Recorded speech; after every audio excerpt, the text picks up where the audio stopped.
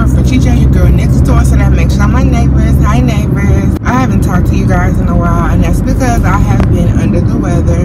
This weather change always affects me, especially in October. I cannot stand October anymore. Both my grandparents passed away in October, so October is such a bum-filled, stressful month for me. I've been in the ER twice, Friday and Saturday of this past weekend, and I'm trying to avoid an admission, but I'm in so much pain and it's just ridiculous. But I thought I had a plan, and my plan failed miserably.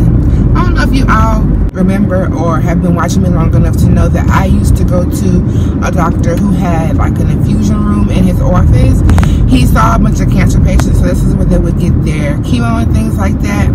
And I could go in there and I could get pain medicines and fluids, or just fluids if I needed it for that day and everything like that. Well, my new sickle cell doctor doesn't offer that. They always tell me to go to the emergency room whenever I'm having a crisis that I don't feel like I can control at home. Well, I've been having crises that I can't control at home, and I could be admitted, but that wouldn't involve. I need more people to be hands on deck when it comes to catering and stuff like that. And so instead of just making like arrangements for me to go to a hospital stay, I thought I could go back to my old doctor to go to the infusion room to get fluids and stuff like that. Well, my new doctor put in orders for me to go, you know, to be seen there if I needed to, and also to be seen at the ER if I needed to. They both know what to do and how to, you know, take care of me when I show up and everything like that.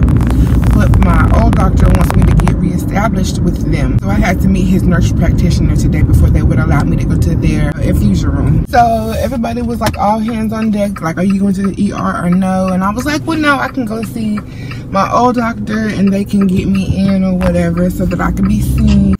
Okay, sorry about that. That was my husband who called, and I just had to tell him what was going on with the doctors. But anyway, if I can explain it better, I'll just say this. My new doctor, Dr. Iffy, is this miracle doctor who came to Charlotte, and she basically has taken over for all sickle cell patients. She's advocating for us, and she's getting us right and where we need to be. But unfortunately, I've only seen her maybe all of 3 times in the office and a few times outside of the office, maybe like at meetings and things like that. And so because I wasn't familiar with her as much, and she doesn't have an infusion office, I asked her could I still be seen by my old doctor that does have an infusion office.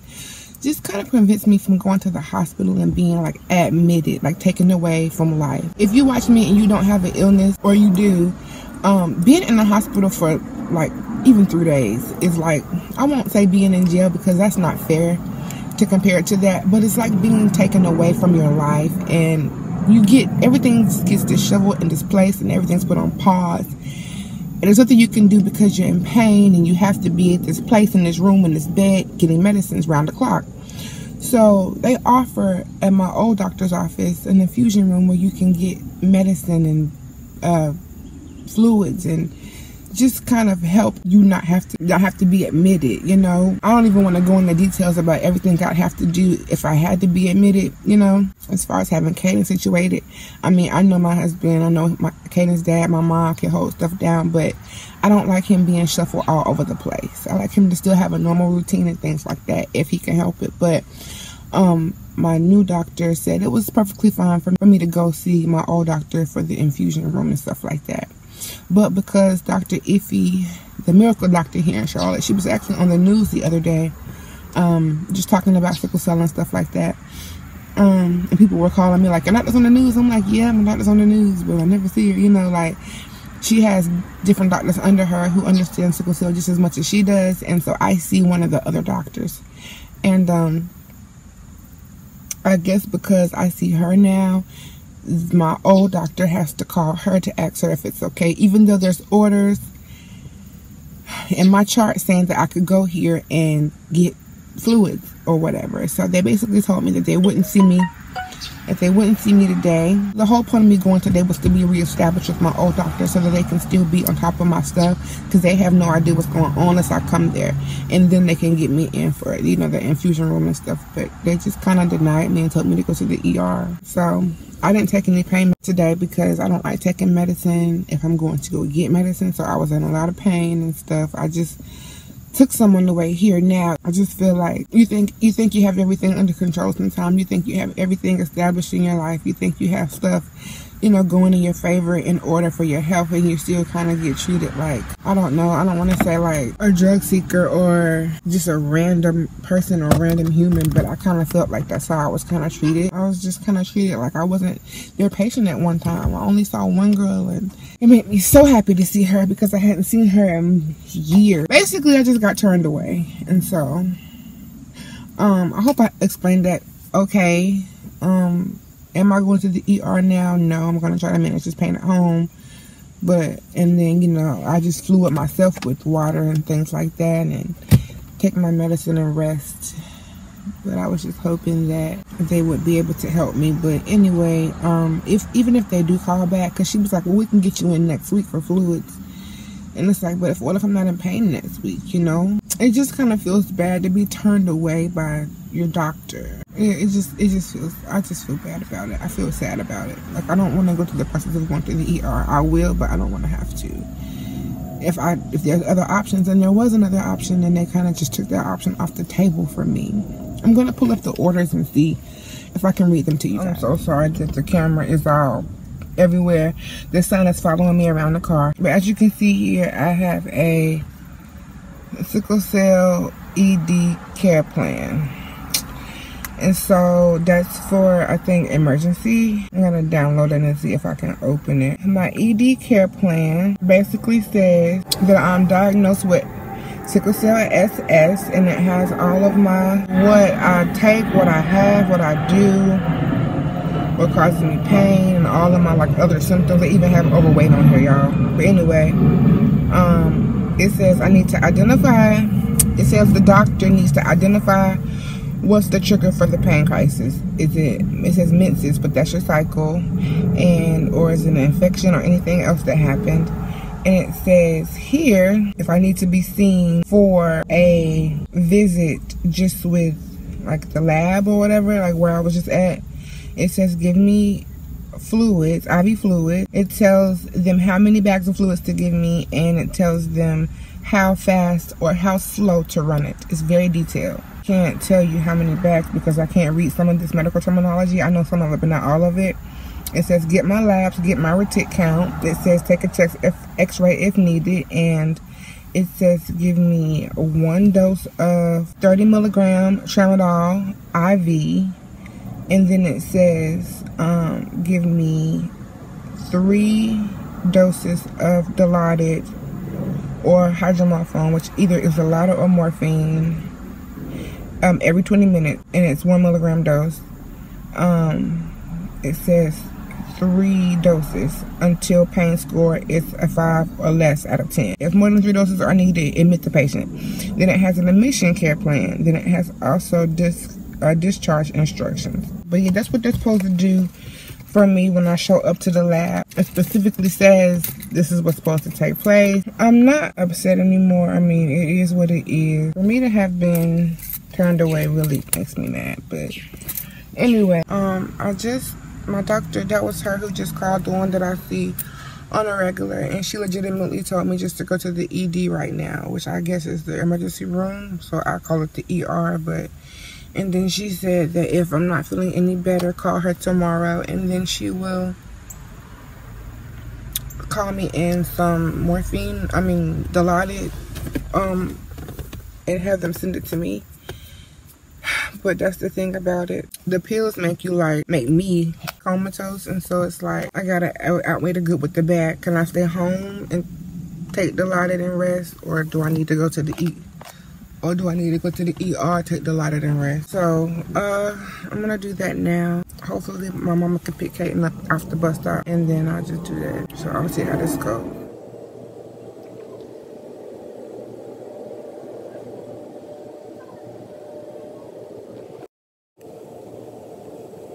I promise you, and I had a bath today, and like 20 flies just showed up and was like, hey, what's going on, Frenchi J? If y'all don't get the hell out of here. Anyway, you guys, I am coming back on, what's today, Wednesday, to fill you guys in on the happenings of today. So yesterday, you know that my old doctor's office turned me away, essentially. They took my money for my appointment though, and then they turned me away from the lab. So I ended up going back to the ER. I didn't really even feel better after I left the ER, just a little bit. But I mean, you know what? The pain is just so much pain.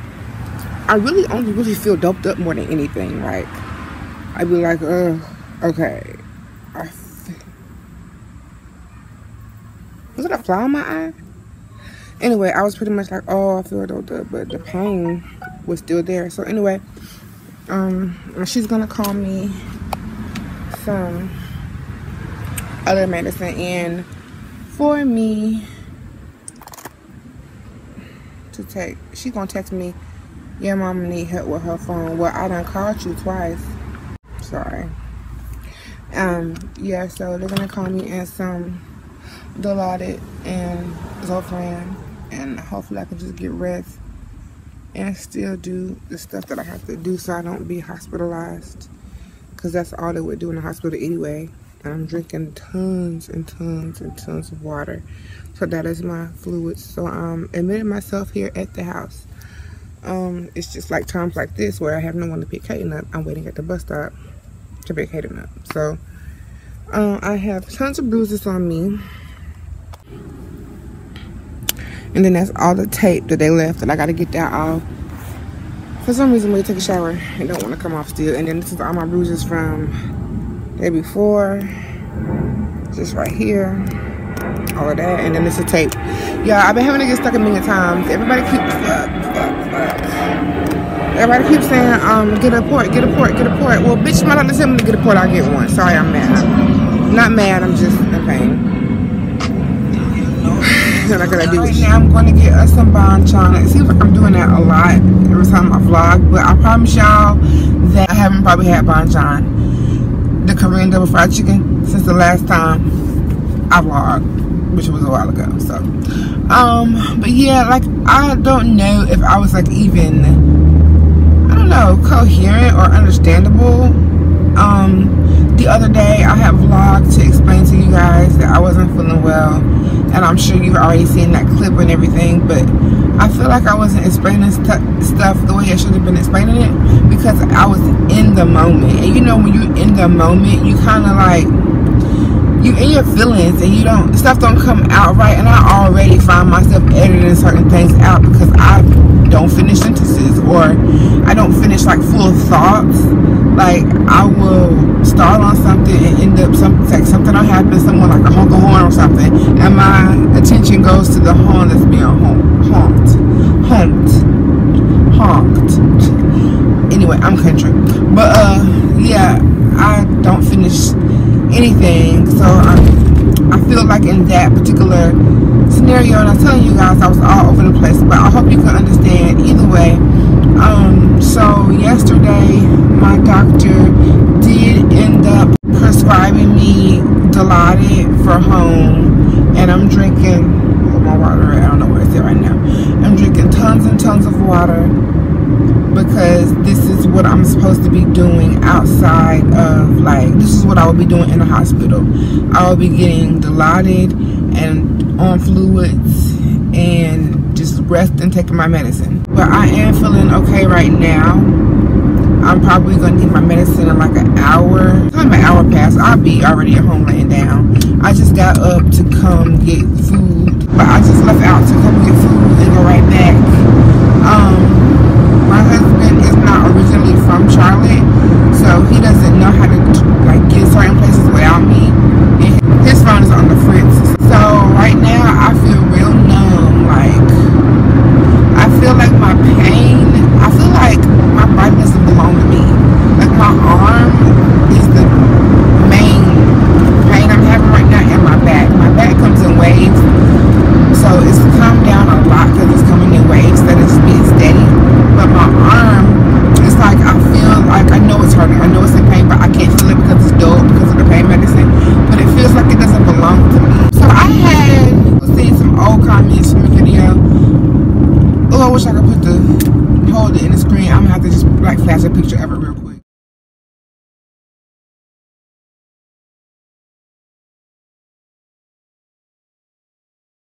Okay, I hope y'all read that. That was the comment that I just recently got about Me at the doctor's office received, but by the way, that was the video where I was at the doctor's office that I was trying to be seen at on Monday. They wouldn't see me. But I was getting pain medicine and flu was that day. And he commented that nasty comment about I'm not a 9 or a 10, 8, 9 or 10. I'm saying I'm a 5 or 6 and I'm getting a shot of morphine. Okay, first off, you don't know how high or low of a dose that shot of morphine was. Let's just start there. Second off, you don't know how bad my pain is. So the thing about it is, people tend to think that all pain is universal. Fuck that. That's a goddamn lie. Let me tell you something right now. Okay? What you won't do is tell me what level of pain I'm on or what level of pain I'm having. That's what you won't do. Okay? I imagine someone to have a needle stuck in their eye or a limb falling off or their neck broke when they say they're 10. Okay? When you a 9, I imagine the damn needle still in your eye, but it ain't taking out yet. Okay? When you an 8, I imagine you're bleeding internally and can't be seen and you're damn near death. Like, I think that when you're a 7, I feel like, okay, something's going on very bad. And then when you're a 6, that's my version of a 10 without having something hanging off my body or dabbling them out of, or stabbed in my eye. Like, that's my version of a 10 for me. That's what I cannot handle. And then 5, 4, I feel like I can't handle that too much because I know it's going to a 6. And then 1 through 3 I can handle at home. Okay? That's my idea of a pain scale. I'm never going to walk in and say 10. Like, bitch, everything on me is intact. You know, childbirth isn't even a 10 if you ask me. Especially if you get an epidural. But yes, sometimes my sickle cell pain has been a 10 where I have been like, bitch, don't fucking talk to me. I don't want to look at you. Don't look at me. Don't ask me even what level my pain is on because I'm about to kill you right now. Like, that's how intense it can be.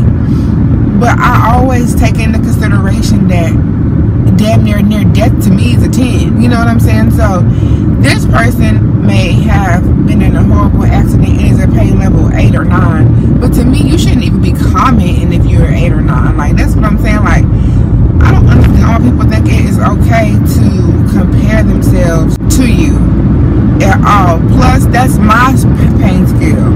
Now, my friend girl or somebody, she might not be able to tolerate pain at all. Okay, so all pain might be horrible for her. A 2 could be a 10 for her. You know what I'm saying? And I'm sitting here saying, 2 ain't that bad. But she could be like, it's a 2.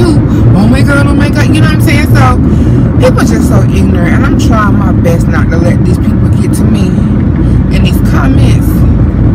But honey, I don't have too much more patience because I'm getting the comments every day. So it's like, now I understand why YouTubers, especially when you comment, they be like, oh, I'm cutting the comments off, or, you know, oh, the comments, and I just be like, what the fuck you care about the comments so goddamn much? Ignore the shit. But like, even with this video that was done in 2016, I understand now. Like, I'm seeing what you're talking about because the comments come every day, and some of them are so nice, and some of them are so fucking rude. Go fuck around me, goddamn it, you got a problem. Shit, I'm not in the mood. You hold my phone down so they can't say this bitch on the phone. Thank you for calling Muah X0X0. Which one can I help? Yes, can I please place an order to pick up? What's the name? Paris, like Paris, France. What can I get for you? Can I have your 10 chicken strips? And can you make them all soy with white rice? Anything else? Yes, can I also have your medium combo with half soy and half spicy? Okay, and I want that with the rice too. The combo that I told you, that's the one with the wings and the drumsticks, right? The medium will be 10 wings and 5 drums. Great, okay, that's perfect. Anything else? No, that's all. It'll be $37.78 for like 15-20 minutes and they'll be ready for you. Okay, thank you. No problem. Alright, bye-bye.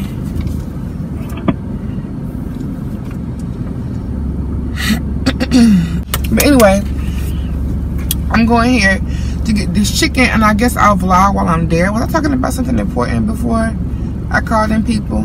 I was talking about pain, yeah.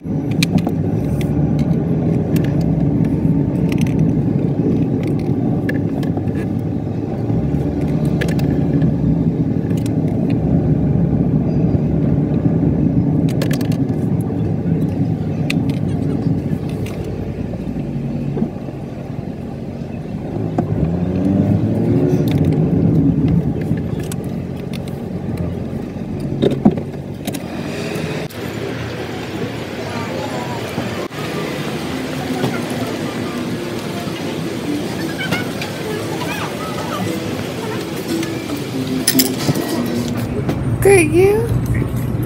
I had called in the order for Paris. It'll be $37.78. Need some sauce? Please. And would it be too much extra for ranch for the wings?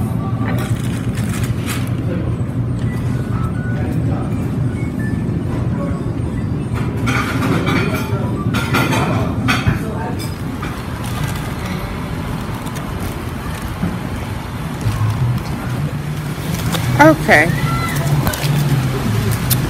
Here I go again up these damn stairs. Y'all gonna be laughing at me for the time. And I guess I'll be tired of me asking y'all that. Oh, I'm having some pains right now.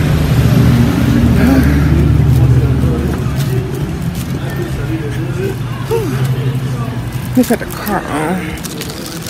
Okay. I think everybody's just parking here to get their food and come back and leave. There's only a waiting place for food. Oh.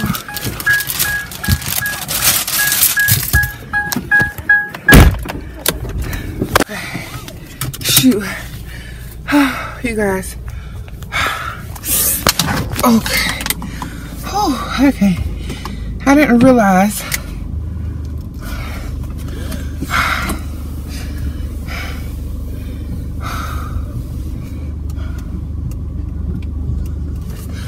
Oh, shit. Let me out. Oh, thank you. I know pedestrians have the right of way, but y'all gotta fucking stop walking at some point to let people out. Okay.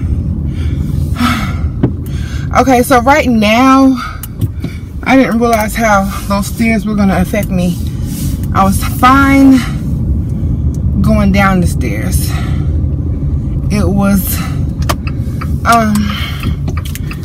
coming up that agitated. God, y'all, the pain right now. It feels like there's a fucking knife like wedged in between. What bone is that? The back of your leg, your hamstring.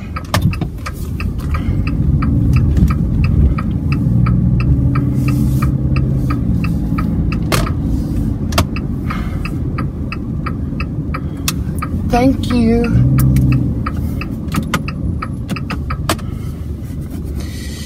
Oh my God. Oh my God. Oh my God.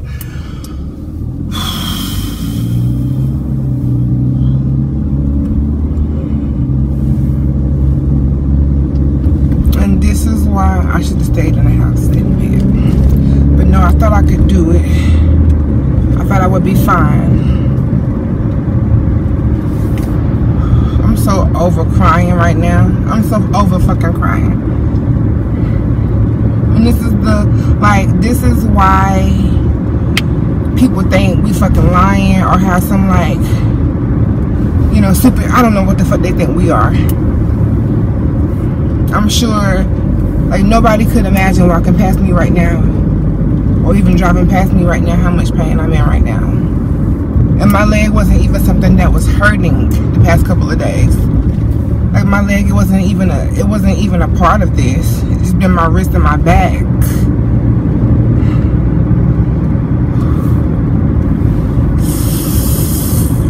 I gotta come back. I'm sorry. I am Still not feeling well. This is basically how